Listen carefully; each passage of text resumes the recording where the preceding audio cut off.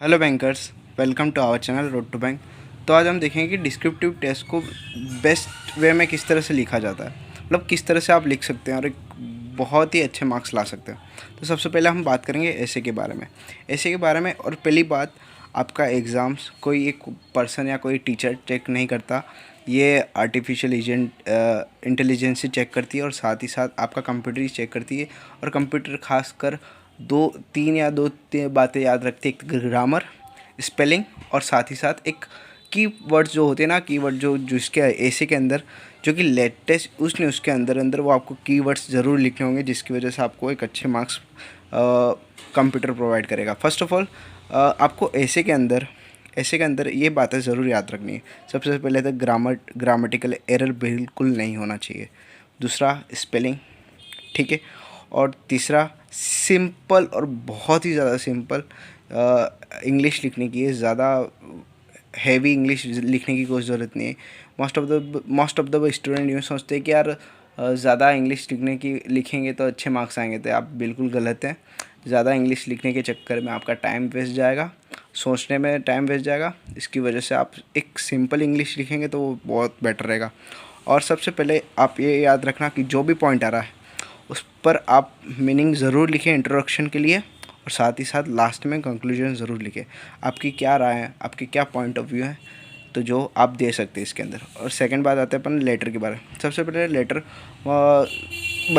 बच्चों को याद ही नहीं रहता, स्टूडेंट को याद ही नहीं रहता कि फॉर्मेट किस तरह से होता है। तो पहले फॉर्मेट को अच्छे से देख कर जाए कि एड्रेस कहाँ लिखा जाता है, लेफ़्ट में लिखा जाता है कि राइट में लिखा जाता है। जब एंड में जब आप थैंक यू सिंसियरली लिखते हैं सब कुछ, वो कहाँ लिखा जाता है, लेफ़्ट में या राइट में, तो वो ज़रूर देख के जाएँ।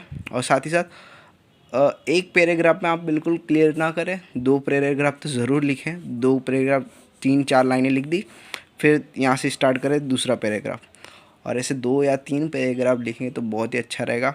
और एक बात याद रखना कि 300 से ज़्यादा वर्ड बिल्कुल ना लिखे। 300 से ज़्यादा मतलब कितने पेज होते हैं मैं आपको बताता हूँ। एक पूरा पेज और पीछे का इतना यहाँ तक मतलब वो टोटल होता है। ऐसे के अंदर आते हैं 300 वर्ड्स, तो इतना ही लिखिए, उससे ज़्यादा लिखने की कोई ज़रूरत नहीं है। और लेटर पूरा एक पेज से आधा पेज हो जाता कोई बात नहीं। और इन बातों को ध्यान रख के जाए। और मैंने कुछ इम्पोर्टेंट्स टॉपिक मैंने बनाया है जिसके अंदर आने के चांसेस हो सकते हैं। तो मेरे को बहुत ही ज़्यादा फीलिंग्स आती हैं इसके अंदर जो कि आने के चांसेस हैं 5G नेटवर्क के ऊपर। और एआई पर इतना फोकस मैं नहीं कर रहा, एआई पर बस मैं मीनिंग्स याद करके जा रहा हूँ, बट इसको भी ज़रूर करके जाना। और implementation of new education policy बहुत ही ज़्यादा इम्पोर्टेंट है, बहुत ही ज़्यादा इम्पोर्टेंट, क्योंकि अभी भी एजुकेशन के ऊपर बहुत ही ज़्यादा पॉलिसीज़ आई हैं जिसकी वजह से आने के चांसेस हो सकते हैं। ई लर्निंग और ई व्हीकल पर ज़्यादा फोकस करें। ई व्हीकल क्योंकि अभी गवर्नमेंट है ना सब्सिडी प्रोवाइड करवा रही है और बहुत कुछ फैसिलिटी प्रोवाइड करवा रही है जो कि पेट्रोल से ई व्हीकल पर कन्वर्ट होने के लिए, तो उस पर ज़्यादा फोकस करें। और गेमिंग इंडस्ट्री में आज अभी देखा होगा कि आपको गेमिंग इंडस्ट्री में भी कुछ अलग अलग टैक्सेस वहाँ से भी टैक्सेस इम्प्लीमेंट करने वाली है गवर्नमेंट, तो उस पर ज़्यादा फोकस करें, ये भी आने के चांसेस है। तो ये किड्स के लिए नहीं कह रहा, ओवरऑल ई गेमिंग के लिए मैं कह रहा हूँ, ई गेमिंग पर ज़्यादा फोकस करें। और क्लाइमेट चेंज, हर रोज़ हिंदू न्यूज़ पर एक ना एक छोटा छोटा टॉपिक तो ज़रूर आता है क्लाइमेट चेंज पर, तो इस पर ज़्यादा फोकस करें, क्लाइमेट चेंज पर। और दूसरा, रशिया और यूक्रेन वॉर, मैंने मेरी प्रीवियस वीडियो में भी बोला था कि रशिया और यूक्रेन वॉर के आने के चांसेस हो रहे हैं, अभी भी कंटिन्यू है, वॉर बंद नहीं हुआ है। और बस ये सब है।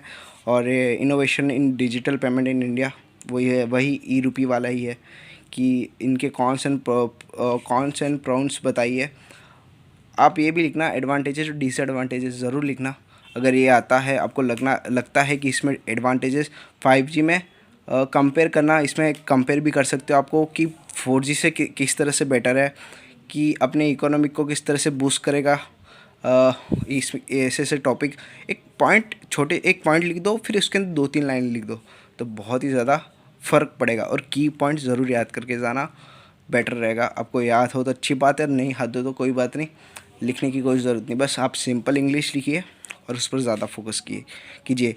मैंने टोटल 14 लिखे हैं 14 से है, मेरे पास 14 से और भी मेरे पास होंगे तो मैं आपको शेयर कर दूंगा एक शॉर्ट्स बनाकर।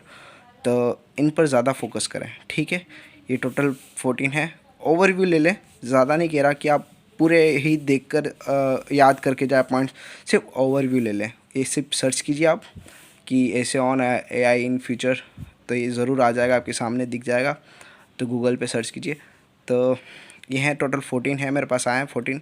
तो इन पर ज़्यादा फोकस करें। तो ऑल द बेस्ट, बिल्कुल टेंशन लेने की ज़रूरत नहीं है और अच्छे से प्रिपरेशन करो। और GA के लिए मैंने एक प्रीवियस वीडियो बनाई थी कि मेरे पास टोटल सिक्स मंथ की करंट अफेयर की PDFs पड़ी हुई है, तो वो मेरे से टेलीग्राम पर मांग सकते हैं। कथन_टेलर करके है, TAILOR, टेलर, कथन_टेलर, KATHAN। तो यहाँ पर मुझे कांटेक्ट कर सकते हैं, ठीक है। All the best, take care, bye bye.